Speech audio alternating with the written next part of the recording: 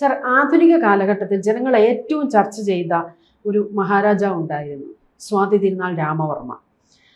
അദ്ദേഹത്തെക്കുറിച്ച് അറിയാത്തവർ എനിക്കൊന്നും ആരും കാണില്ല. അതിനു മുമ്പുള്ള രാജാക്കന്മാരെ കുറിച്ചൊക്കെ ചോദിച്ചു കഴിഞ്ഞാൽ നമുക്കൊക്കെ ഡൗട്ടാണ്. പക്ഷെ സ്വാതി തിരുനാൾ മഹാരാജാവിനെ എല്ലാവർക്കും അറിയാം. കാരണം എന്താണെന്ന് വെച്ചാൽ അദ്ദേഹം നല്ലൊരു ഭരണകർത്താവായിരുന്നു. അതിനൊപ്പം തന്നെ 19-ാം നൂറ്റാണ്ടിലെ സംഗീത സംവിധായകരിൽ ഏറ്റവും പ്രശസ്തനുമായിരുന്നു. കാര്യം സംഗീതജ്ഞനായിരുന്നു. അങ്ങനെ പല കാരണങ്ങൾ കൊണ്ടും അദ്ദേഹത്തെ എല്ലാവർക്കും അറിയാം. അതുകൊണ്ട് തന്നെ ഞാൻ സ്വാതി തിരുനാൾ മഹാരാജാവിൽ നിന്ന് തന്നെ തുടങ്ങുകയാണ്. സാർ, അദ്ദേഹത്തിന്റെ ഭരണപരിഷ്കാരങ്ങളും ഭരണ കാര്യങ്ങളെ കുറിച്ചൊക്കെ നമുക്കൊക്കെ അറിയാം. പക്ഷെ അദ്ദേഹത്തിന്റെ വ്യക്തി ജീവിതത്തെക്കുറിച്ച് ഞങ്ങൾക്ക് അറിയണമെന്നുണ്ട്. അപ്പം എന്താണ് ഈ അദ്ദേഹത്തെ കുറിച്ചിട്ട് സാറിന് അദ്ദേഹത്തെ കുറിച്ചിട്ട് അല്ലെങ്കിൽ ആ ഒരു കൊട്ടാരത്തെ കുറിച്ചൊക്കെ ഒരു പുസ്തകമൊക്കെ എഴുതിയിട്ടുണ്ടല്ലോ. അപ്പം എന്താണ് സാറ് സ്വാതി തിരുനാൾ മഹാരാജാവിന്റെ ഒരു വ്യക്തി ജീവിതത്തെ കുറിച്ച് പരാമർശിക്കുകയാണെങ്കിൽ സാറിന് എന്തൊക്കെയാ? ഈ ആധുനിക തിരുവിതാംകൂറില് മഹാരാജാക്കന്മാരില് പറഞ്ഞതുപോലെ ഏറ്റവും പ്രശസ്തനായ മഹാരാജാവ് എന്ന് പറയുന്നത് സ്വാതി തിരുനാൾ മഹാരാജാവ് തന്നെയാണ്. കാരണം അദ്ദേഹം ഈ സംഗീതജ്ഞന്മാരിൽ മഹാരാജാക്കന്മാരിൽ സംഗീതജ്ഞനുമാണ്. അത് മാത്രമല്ല, അദ്ദേഹത്തിന്റെ കാലത്താണ് ഏറ്റവും കൂടുതൽ കലാകാരന്മാരും മഹാപണ്ഡിതന്മാരും ചിത്രകാരന്മാരും എല്ലാവരും, സംഗീതജ്ഞന്മാരും നട്ടുവന്മാരും നർത്തകിമാരും, അങ്ങനെ വലിയ ഒരു സംഘം കലാകാരന്മാർ ജീവിക്കുന്നതിന് വേണ്ടി തിരുവിതാംകൂറിലെത്തിയത്. അവർക്ക് നൽകിയ പ്രോത്സാഹനങ്ങൾ, പിന്നീട് സംഗീതത്തിന് വേണ്ടി ആ ജീവിതം സമർപ്പിച്ചത്, ഇതെല്ലാം കൊണ്ട് തന്നെ പിൽക്കാലത്ത് നോവലുകളിലായാലും നാടകങ്ങളിലായാലും സിനിമയിലും ഒക്കെ സ്വാതി തിരുനാൾ ഒരു ഇതിവൃത്തമായി മാറി എന്നുള്ളതാണ് ഒരു വിഷയമായി. സ്വാതി തിരുനാളിന്റെ ജീവിതം, ആ ജീവിതം ഇത് പറയുമ്പോൾ നാടകത്തിലായിക്കോട്ടെ നോവലിലായിക്കോട്ടെ, ഇപ്പൊ വൈക്കം ചന്ദ്രശേഖരൻ നായർ എഴുതിയ നോവൽ ഞാൻ വായിച്ചിട്ടുണ്ട്. അതുപോലെ തെക്കോട്ട് പായുന്ന കുതിരകൾ എന്ന് പറയുന്ന എസ് രാമകൃഷ്ണന്റെ നോവൽ, ഇതൊക്കെ വളരെ കാലത്തിന് മുമ്പ് 1970-കളിൽ വന്ന നോവലുകളാണ്. അതെല്ലാം ഞാൻ വായിച്ചിട്ടുണ്ട്. പക്ഷേ അതിനുശേഷം നാടകം വന്നു. പി.കെ. വേണുകുട്ടൻ നായരുടെ സംവിധാനം ചെയ്ത നാടകമുണ്ട്. അതിനുശേഷം സിനിമ, അതുപോലെ തന്നെ സിനിമ വന്നു. ലെനിൻ രാജേന്ദ്രൻ സംവിധാനം ചെയ്ത സിനിമകളൊക്കെ വന്നു. അപ്പോൾ ഇത്തരം സിനിമകളൊക്കെ അദ്ദേഹത്തിന്റെ ജീവചരിത്രം എന്നുള്ള അദ്ദേഹത്തിന്റെ വ്യക്തി ജീവിതത്തെ പരാമർശിച്ചുകൊണ്ടുള്ള ചിത്രങ്ങളാണ് വന്നത്.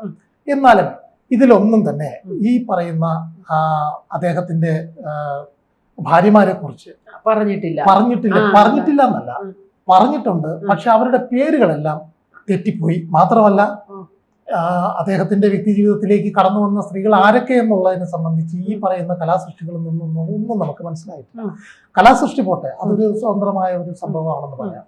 ചരിത്ര പുസ്തകങ്ങളിൽ പോലും ഏതാണ്ട് ആദ്യകാലത്തിൽ പ്രാമാണികന്മാരായ ചരിത്രകാരന്മാരുടെ പുസ്തകം നമുക്ക് പരിശോധിച്ചാൽ മനസ്സിലാവും. നമ്മുടെ വി നാഗമയ്യയുടെ സ്റ്റേറ്റ് മാനുവലായാലും ടി.കെ. വേലുപ്പിള്ളയുടെ സ്റ്റേറ്റ് മാനുവലായാലും മറ്റു പുസ്തകങ്ങളിലൊക്കെ നോക്കുമ്പോൾ അദ്ദേഹം പട്ടും പരിവട്ടവും കൊടുത്ത ഭാര്യമാരുടെ പേരുകൾ പരാമർശിക്കുന്നില്ല. അഥവാ പരാമർശിച്ചിട്ടുണ്ടെങ്കിൽ ഒരു പേരോ മറ്റോ പരാമർശിച്ചത് അത് തെറ്റായിട്ടാണ് അത് പരാമർശിച്ചത്. അദ്ദേഹത്തിന് ഒരു ഭാര്യ മാത്രമല്ല, അദ്ദേഹം ആദ്യം കല്യാണം കഴിച്ചത് കൊല്ലം പരവൂർ തമ്പച്ചൻ വീട്ടിൽ നാരായണിപ്പിള്ള എന്ന് പറയുന്ന ഒരു സ്ത്രീയാണ്. ആ വിവാഹത്തിന്, ആ പട്ടും പരിവട്ടവും മഹാരാജാക്കന്മാരുടെ വിവാഹ സമ്പ്രദായത്തിൽ പറയുന്നതാണ് പട്ടും പരിവട്ടവും എന്ന് പറയുന്നത്. അപ്പോൾ അദ്ദേഹം ഈ ആദ്യമായിട്ട്, അദ്ദേഹത്തിന് അന്ന് 18 വയസ്സോ 17 വയസ്സോ പ്രായമേ ഉള്ളൂ. ആ പ്രായത്തിലാണ് അദ്ദേഹം ഈ ആദ്യ വിവാഹം കഴിക്കുന്നത്. ഈ ആദ്യ വിവാഹം കഴിച്ചപ്പോൾ ഈ നാരായണിപ്പിള്ളയെ അന്നത്തെ രീതി അനുസരിച്ച്, അന്നത്തെ ഒരു നിയമം അനുസരിച്ച്, ഏത് കുടുംബത്തിൽ നിന്നാണോ പരവൂർ എന്ന് പറയുന്ന സ്ഥലത്ത് തമ്പച്ചം എന്ന് പറയുന്ന വീട്ടിൽ നിന്നും നാരായണിപ്പിള്ളയെ തിരുവട്ടാർ അമ്മ വീട്ടിലേക്ക്, ഈ അമ്മ വീടുകളിലേക്ക് ദത്തെടുത്തതിന് ശേഷം, അമ്മ വീട് എന്ന് പറഞ്ഞാൽ എല്ലാ അമ്മ വീടുകളും അല്ല, പ്രധാനമായിട്ടും 4 അമ്മ വീടുകളിലാണ് യഥാർത്ഥത്തിൽ ഈ മഹാരാജാക്കന്മാര് വിവാഹം ചെയ്യാറുള്ളത്. മഹാരാജാക്കന്മാരുടെ ഭാര്യാഗ്രഹങ്ങൾ എന്ന് പറയുന്നത് പ്രധാനമായും 4 അമ്മ വീടുകളാണ്. ഒന്ന് നാഗരമൂല അമ്മ വീട്, ഒന്ന് തിരുവട്ടാർ അമ്മ വീട്, മറ്റൊന്ന് വടശ്ശേരി അമ്മ വീട്, പിന്നെ ഒന്ന് അരിമന അമ്മ വീട്. ഇത്രയും അമ്മ വീടുകളാണ്. അതുപോലെ തന്നെ ഇളമുറ തങ്കമ്പരാക്കന്മാരായിട്ടുള്ള ആൾക്കാർ വിവാഹം കഴിക്കുന്ന അമ്മ വീടുകളും തിരുവനന്തപുരത്തുണ്ട്. അത് ഇന്നും നിലനിൽക്കുന്നുണ്ട്. അത് ആ കെട്ടിടങ്ങളൊക്കെ ഇന്നും നിലനിൽക്കുന്നു. അതിൽ ഒരു കെട്ടിടം കല്ലട അമ്മ വീടാണ്. പിന്നെ കരമന പുതുമന അമ്മ വീടുണ്ട്. ഇരണിയൽ അമ്മ വീട് അഥവാ പുളിയർത്തല അമ്മ വീടുണ്ട്. നമ്മളിവിടെ ഇപ്പൊ ഒരു അമ്മ വീടില്ലേ? ഞാനൊരു ചെറിയൊരു തെറ്റ് ഒരു ഇത് വന്നു. ഇരണിയൽ അമ്മ വീട്, ഇരണിയൽ അമ്മ വീട് എന്ന് പറയുന്ന അമ്മ വീട് പടിഞ്ഞാറക്കോട്ടയിലുണ്ട്. പഴയ അമ്മ വീട് എന്ന് പറയുന്നുണ്ട്, കല്ലമ്പള്ളി അമ്മ വീട് എന്ന് പറയുന്നത്. ഇങ്ങനെ അതൊക്കെ ഇളമുറ തമ്പുരാക്കന്മാരുടെ വിവാഹം കഴിച്ച കുടുംബങ്ങളാണ്. ഇപ്പോൾ ഉള്ള ഈ അമ്മ വീട് എന്ന് പറയുന്നത് ഏതാണ് ഇത്? അപ്പോ ഈ അമ്മ ഇപ്പോ കൂടുതൽ പ്രശസ്തി ഈ അടുത്ത കാലത്ത് സോഷ്യൽ മീഡിയയിലൂടെയും അല്ലെങ്കിൽ മൊബൈലിലൂടെയും വളരെ പ്രശസ്തിയേറിയ ഒരു അമ്മ വീട് എന്ന് പറയുന്നത് സ്വാതിരുന്നാളിന്റെ ഭാര്യാഗ്രഹമാണ്. അതിന്റെ പ്രത്യേകത എന്ന് പറഞ്ഞാൽ മേൽപ്പറഞ്ഞ ഈ പറയുന്ന 4 അമ്മ വീടുകളെ, മേൽപ്പറഞ്ഞ നാഗരകോവില്, തിരുവട്ടാറ്, വടശ്ശേരി, അരിമന തുടങ്ങിയ 4 അമ്മ വീടുകളിൽ ഈ നിന്ന് വ്യത്യസ്തമായിട്ട് സ്വാതിരുന്നാൾ തന്റെ 3ാമത്തെ ഭാര്യയായ സുന്ദരലക്ഷ്മിക്ക് അദ്ദേഹം പണിയിച്ചു കൊടുത്ത വീടിന് വടശ്ശേരി പടിഞ്ഞാറെ അമ്മ വീട് എന്നുള്ളൊരു പുതിയ പേരാണ് അദ്ദേഹം നൽകിയത്. അത് അവർ തഞ്ചാവൂരിൽ നിന്ന് വന്ന സ്ത്രീ ആയതുകൊണ്ട് അവർക്ക് ആ കെട്ടിടത്തിന് പിൽക്കാലത്ത് തഞ്ചാവൂർ അമ്മ വീട് എന്ന് പേര് നൽകിയത് ശ്രീമൂലം തിരുനാൾ മഹാരാജാവിന്റെ മകൻ നാഗരകോവിൽ അമ്മവീട്ടിൽ എൻ ശ്രീനാരായണൻ തമ്പിയാണ്. ആ വീടിന് സ്വാതിരുന്നാളുടെ കാലത്ത് തഞ്ചാവൂർ അമ്മ വീട് എന്ന് പേരുണ്ടായിരുന്നില്ല. സ്വാതിരുന്നാളുടെ കാലത്തിന് ശേഷം ഉത്തരം വന്നു, ഉത്തരത്തിന് ശേഷം ആയില്യം വന്നു, ആയില്യത്തിന് ശേഷം വിശാഖം വന്നു, വിശാഖത്തിന് ശേഷം ശ്രീമൂലം വന്നു. ശ്രീമൂലം തിരുനാളിന്റെ മകനായിട്ടുള്ള ഈ ശ്രീനാരായണൻ തമ്പി, എൻ ശ്രീനാരായണൻ തമ്പി ആണ് നാഗരകോവിൽ അമ്മവീട്ടിൽ ശ്രീനാരായണൻ തമ്പി ഈ കെട്ടിടം അദ്ദേഹത്തിന് സ്വന്തമാവുകയും അവിടെ തഞ്ചാവൂരിൽ നിന്ന് വന്ന ഒരു സ്ത്രീ താമസിച്ചിരുന്ന വീടായതുകൊണ്ട് മേൽപ്പറഞ്ഞ സുന്ദരലക്ഷ്മിയുടെ ആ 8 കെട്ട് അഥവാ 16 കെട്ടെന്ന് ചിലർ വിശേഷിക്കുന്നു, അത് 8 കെട്ടാണ് എന്നാണ് എനിക്ക് തോന്നുന്നത്. ആ 8 കെട്ടിന് മുന്നിലുള്ള ഒരു മാളിക അദ്ദേഹം സ്ഥാപിക്കുകയും അതൊരു തഞ്ചാവൂർ മാതൃകയിൽ തഞ്ചാവൂരിലും കുംഭകോണത്തും ഇവിടെയൊക്കെ കാണുന്ന മാതൃകയിലുള്ള ആ ഒരു നിർമ്മാണ രീതി, അതിന് പ്രധാനമായിട്ടും പറയുന്നത് അതിന്റെ ജനാലകൾക്കുള്ള പ്രത്യേകതയാണ്. അമ്പാരി മുഖപ്പ് പോലെ ഉള്ള ജനാലകൾക്കുള്ള പ്രത്യേകത തഞ്ചാവൂരിലൊക്കെ കാണുന്നത് പോലെയുള്ള ഒരു ഇതിൽ നിന്നും അതിന് തഞ്ചാവൂർ അമ്മ വീട് എന്ന് അദ്ദേഹം പേര് കൊടുത്തു.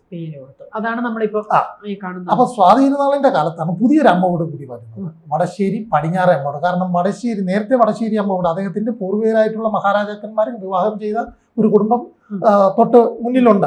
അപ്പൊ അതിന് പടിഞ്ഞാറ് ഭാഗത്ത് അദ്ദേഹം പുതുതായി സ്ഥാപിച്ചത് കൊണ്ടാണ് അതിന് വടശ്ശേരി പടിഞ്ഞാറ് അമ്മ വീട്. അങ്ങനെ 5 അമ്മ വീടുകളാണ് നമുക്ക് അവിടെ പറയാനുള്ള. മഹാരാജാക്കന്മാർ വിവാഹം ചെയ്ത 5 അമ്മ വീടുകളാണ് അവിടെ പടിഞ്ഞാറക്കോട്ടയിൽ നിന്നും ഈഞ്ചക്കിലേക്ക് പോകുന്ന ആറാട്ട് വീതിയുടെ ഇരുവശങ്ങളിലുമായിട്ട് നാം ഇന്ന് കാണുന്നത്. അതിൽ ചിലതൊക്കെ നശിച്ചുപോയി, ചിലത് അന്യാധീനപ്പെട്ടു, ചിലതെല്ലാം ചില കച്ചവട കേന്ദ്രങ്ങളും ഹോട്ടലുകളുമായിട്ടൊക്കെ മാറിയിട്ടുണ്ട്. ഇന്ന് സ്വാതിരുന്നാളിന്റെ ഈ കെട്ടിടം ഇന്ന് മിത്രാനികേതന്റെ സിറ്റി സെന്ററാണ്. ഞാൻ പറഞ്ഞതുപോലെ തന്നെ സ്വാതി തിരുനാൾ 18ാമത്തെ വയസ്സിലാണ് കല്യാണം കഴിക്കുന്നത് അല്ലേ? അപ്പൊ അതാണ് ആദ്യം സാർ പറഞ്ഞ. അതില് ഒരു പ്രധാന കാര്യം പറയാനുള്ളത്, അദ്ദേഹം ഈ നാരായണിപ്പിള്ളയെ വിവാഹം കഴിയുകയും അതിൽ അദ്ദേഹത്തിന് 3 മക്കളുണ്ടായി. അതൊന്നും ചരിത്ര പുസ്തകങ്ങളിലൊന്നും ആദ്യമായി വരുന്നത് ചരിത്രത്തിന്റെ ഏടുകൾ എന്ന് പറയുന്ന 95-ൽ ഇറങ്ങിയ ഒരു പുസ്തകത്തിലാണ് ആദ്യമായിട്ട് ഈ രേഖകൾ വരുന്നത്. അത് ശേഷം ആ പുസ്തകം എഴുതിയത് കിഴക്കേമഠം ഗോവിന്ദനായരുടെ അച്ഛനാണ്. അദ്ദേഹവും ഡോക്ടർ പുഷ്പകൃഷ്ണനും ചേർന്നാണ് ആ പുസ്തകം രചിച്ചത്. അതിനുശേഷം വന്ന സ്വാതിരുന്നാളിന്റെ ജീവിതത്തെ വളരെ മനോഹരമായി ചിത്രീകരിച്ചിട്ടുള്ള 2 പുസ്തകങ്ങൾ വന്നു. Doctor R.P. രാജയുടെ പുസ്തകവും പിന്നെ നമ്മുടെ ഡോക്ടർ അച്യുശങ്കർ എഴുതിയ പുസ്തകം. അങ്ങനെ 2 പുസ്തകങ്ങൾ നമുക്ക് സ്വാതിരുന്നാളിന്റെ ജീവിത ചരിത്രത്തെ ഭംഗിയായിട്ട് അനാവരണം ചെയ്ത ഒരു പുസ്തകമാണ്. ഈ 2 പുസ്തകങ്ങളാണ്. അപ്പോൾ അതിനെ ഈ രേഖകളെല്ലാം ഈ ചരിത്രത്തിന്റെ ഏടുകൾ എന്നുള്ള 95-ൽ ഇറങ്ങിയ പുസ്തകത്തിൽ നിന്നും സ്വാതിയുടെ വ്യക്തി ജീവിതത്തെ സംബന്ധിക്കുന്ന ചരിത്ര രേഖകൾ എന്ന അക്കാലത്ത് തിരുവിതാംകൂർ ചരിത്രത്തിന്റെ സ്രോതസ് എന്നൊക്കെ നമ്മൾ പറയുന്നതിന് ഒരു പ്രധാന കാരണം നീട്ടുകളാണ്. രാജാവും ദിവാനും ഒക്കെ നൽകുന്ന നീട്ടുകൾ, നനവുകൾ, തിരട്ടുകൾ, അങ്ങനെ 3 കാര്യങ്ങളാണ് അന്നത്തെ ചരിത്രത്തിന്റെ മുഖ്യ സ്രോതസ്സുകൾ എന്ന് പറയുന്നത്. അത് ആ നീട്ടുകളും തിരട്ടുകളും നിലവുകളും ഒക്കെ അതിൽ നിന്നുമൊക്കെയാണ് ഈ പറയുന്ന രാജപത്നിമാരുടെ പേരുകൾ ഒളിഞ്ഞിരിക്കുന്നത്. അതാണ് ഈ ചരിത്രത്തിന്റെ ഏടുകൾ എന്നുള്ള പുസ്തകത്തിൽ ഉൾപ്പെടുത്തിയത്. അപ്പം രണ്ടാമത് കല്യാണം കഴിച്ചു ഈ നാരായണിപ്പിള്ളയ്ക്ക് 3 കുട്ടികളുണ്ടായിരുന്നു ഞാൻ പറഞ്ഞല്ലോ. അതിന്റെ ആദ്യത്തെ കുട്ടിയുടെ പേര് അനന്തപത്മനാഭൻ തമ്പി എന്നാണ്. രണ്ടാമതൊരു മകളുണ്ടായിരുന്നു. പിന്നെ ഒരു കുട്ടി ഉണ്ടായിരുന്നു. അത് ആൺകുട്ടിയാണോ പെൺകുട്ടിയാണോ എന്നറിയില്ല. പക്ഷേ ഈ 3 കുട്ടികളും അകാലത്തിൽ മരിച്ചുപോയി. അപ്പോ ഈ ആദ്യത്തെ കുട്ടി അനന്തപത്മനാഭൻ തമ്പി എന്നുള്ള കുട്ടിയുടെ പേരാണ് നമ്മുടെ രേഖകളിലൊക്കെ അധികം കാണുന്നത്. ആ കുട്ടി 12 വയസ്സോ 11 വയസ്സോ മറ്റോ ജീവിച്ചിരുന്നു. അത് ആ കുട്ടിയുടെ മരണം അദ്ദേഹത്തെ മാനസികമായി വളരെ വളരെ തളർത്തി. അതുപോലെ നാരായണിപ്പിള്ളയുടെ മരണം അതിനുശേഷമാണ് ഈ കുട്ടികളെ, ആദ്യം ഭാര്യ മരിച്ചു, നാരായണപിള്ള മരിച്ചു, അപ്പോൾ അതിനുശേഷമാണ് മകൻ മരിക്കുന്നത്, അനന്തപത്മനാഭൻ തമ്പി. ഈ അനന്തപത്മനാഭൻ തമ്പിയെ സംരക്ഷിക്കുന്നതിന് വേണ്ടിയിട്ട് പാൽക്കുളങ്ങര കരിമ്പാലി വീട്ടിൽ നങ്ങേലി നീലമ്മ എന്ന് പറയുന്ന ഒരു സ്ത്രീയെ വിവാഹം കഴിക്കുന്നു. ആ സമയത്താണ് ഈ പറയുന്ന സുന്ദരലക്ഷ്മിയുടെ വരവ്. സുന്ദരലക്ഷ്മിയും ചേച്ചി സുഗന്ധപാർവതിയും അവരുടെ അമ്മയും സഹോദരന്മാരും, അതുപോലെ തഞ്ചാവൂർ നാൽവർ, ചരിത്ര പ്രസിദ്ധമായിട്ടുള്ള വ്യക്തികളാണ്. വടിവേലും എന്നൊക്കെ പറയുന്ന, സുന്ദരം എന്നൊക്കെ പറയുന്ന നാൽവർ സംഘം, തഞ്ചാവൂർ നാൽവർ എന്ന് പറയുന്ന അവരെല്ലാവരും വരുന്ന ഒരു കാലത്ത് തഞ്ചാവൂരിൽ നിന്നൊരു വലിയൊരു സംഘം പല കാലഘട്ടത്തിൽ, സ്വാതിരുന്നാൾ മഹാരാജാവിൻ്റെ തന്നെ പല കാലഘട്ടത്തിലായിട്ട് നിരവധി പേർ തഞ്ചാവൂരിൽ നിന്നും അവിടെ പ്രോത്സാഹനം കുറഞ്ഞപ്പോൾ അവരെല്ലാം തിരുവിതാംകൂറിലേക്ക് പറഞ്ഞു. കൂടുതൽ വാർത്തകളും വിശേഷങ്ങളും നിങ്ങളിലേക്ക് എത്താൻ ABC മലയാളം സബ്സ്ക്രൈബ് ചെയ്യുക, ബെൽബട്ടനും അമർത്തുക.